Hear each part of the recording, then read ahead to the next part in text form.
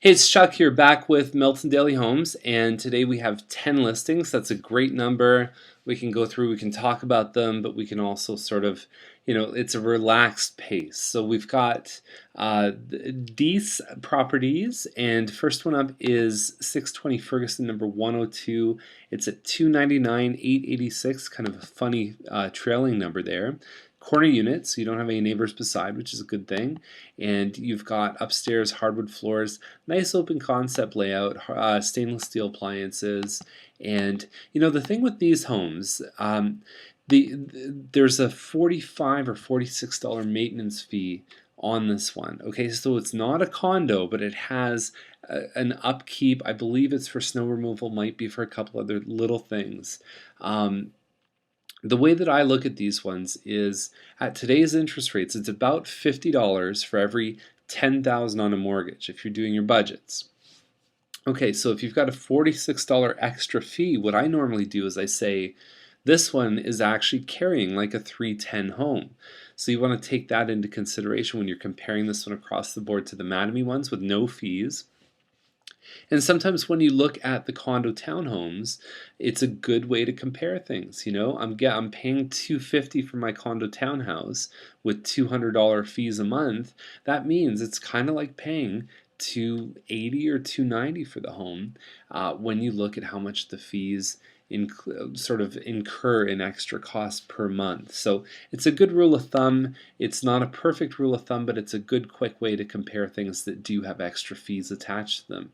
Okay, so Tupper is the next one, 329.9, and it's a townhouse, 3-bedroom. It says 0 washrooms. Now parquet floors. The issue that I have with parquet floors is that nobody ever comes to me and says, Chuck, I would love a house with parquet floors. They don't do it. That doesn't mean it's a bad thing. It just means that some buyers don't see the value in them, and some of them would even prefer if it was just plain carpet. But hardwood, strip hardwood, always wins. That's the trump card. I don't see many people that don't like hardwood floors. There are a couple, but very, very few. So parquet is sort of a distant second to the hardwood, maybe even third place. Okay, so nice kitchen in here. You've got a nice range hood. You got some lights coming down. Very open concept design, stainless steel appliances. So inside they've done a nice job here. When the parquet is stained, it does look very nice. So sometimes you can sort of sand that down, stain it dark, make it look nice. Beautiful. So the soaker tub upstairs, and the thing about this one that gives it value is it's 1710 square feet with 9-foot ceilings. That makes it feel bigger than anything else at that 330 price range. Okay, so we got another one here on Ferguson at 345.9, and I'm not sure if this one includes the $45 fee from the previous one, but it's in the same complex. This is a 2-story home with a backyard and very open concept design. Now the kitchen isn't very open concept. It's sort of tucked away in a corner here. It looks a little bit narrow from this picture. And then you've got the upstairs here too. Ensuite double sinks, soaker tub, all that stuff. Okay, so this one is one of those ones, like there's a lot of good stuff that's been listing recently under 350. So they're competing against some pretty heavy hitters, including the previous one on Tupper. Okay, so Bell Street. I got a call from this agent a couple days ago, and he said, Chuck, I'm dropping it by $25,000. And I thought, wow, that's going to sell really quick. I thought it was a decent deal at $399. They had an offer when it was listed at $399 that, from my understanding, was pretty close to asking. So, yeah, it's really tough. If you get an offer on a home when it's first listed, a temptation that a lot of people have is to be a little bit sort of cocky and aggressive and to say, oh, well, we have an offer after a couple days.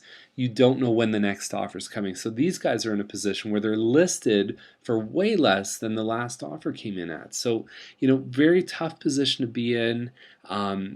I'm sure that whatever number that they see now is going to be disappointing, and they've done a great job on their home. That's the thing. It's a nice big piece of property.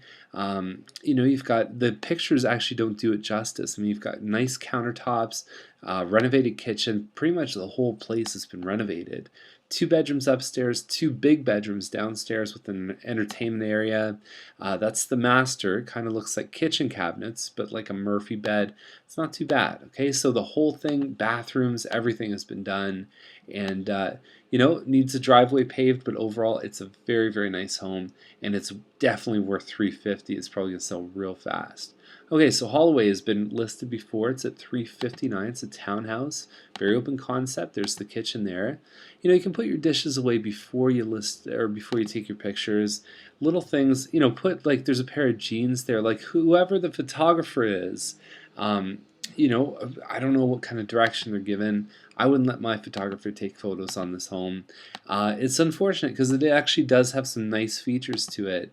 And at 359, this is a Heathwood home, and they tend to, you know, have some good stuff. Granite counters as a standard. There's no comments here.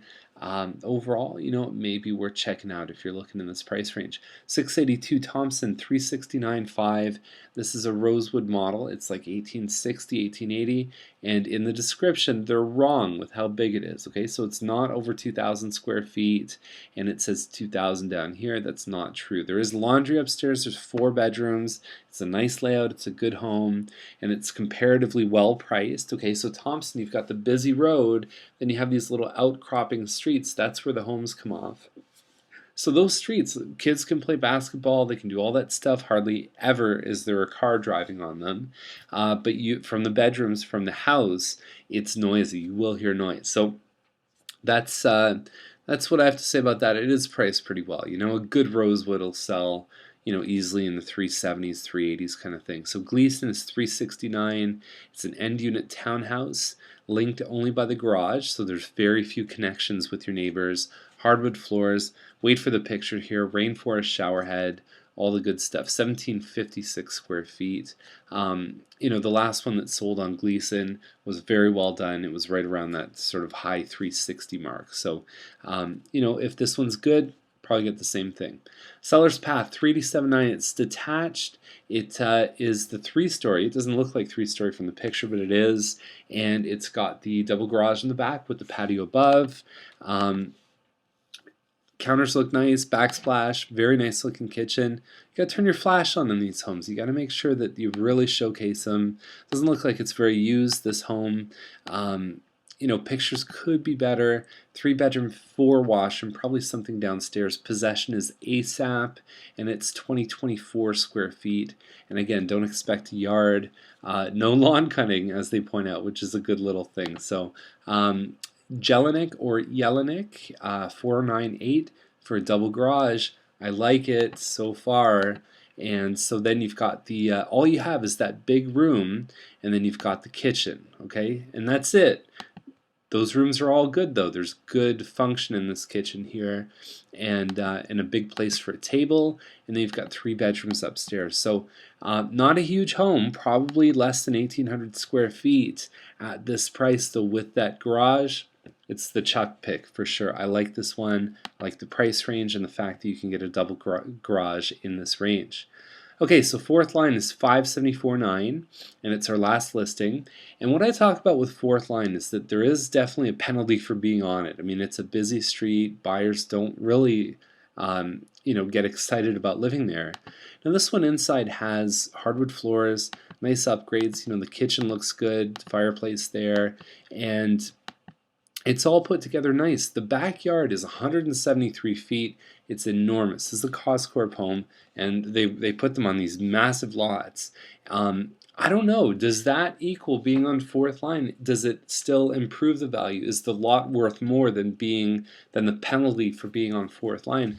Very interesting dilemma. I would say the house itself, based on the size, it says it's 2,500 to 3,000 square feet. I mean, that could sell anywhere from sort of like the low 5s up to sort of the mid 5s. What's the value and the penalty for the lot and for fourth line? Very interesting. You know, it's one of those things. It could take them a while to find the right buyer. They could have someone who just jumps on it for having that huge piece of land. So that's our list for today, and I hope you enjoy it. Leave us a comment, send us an email, let us know what you think about this whole busy street versus big piece of land. What do you prefer? Okay, so I'll talk to you tomorrow. Bye for now.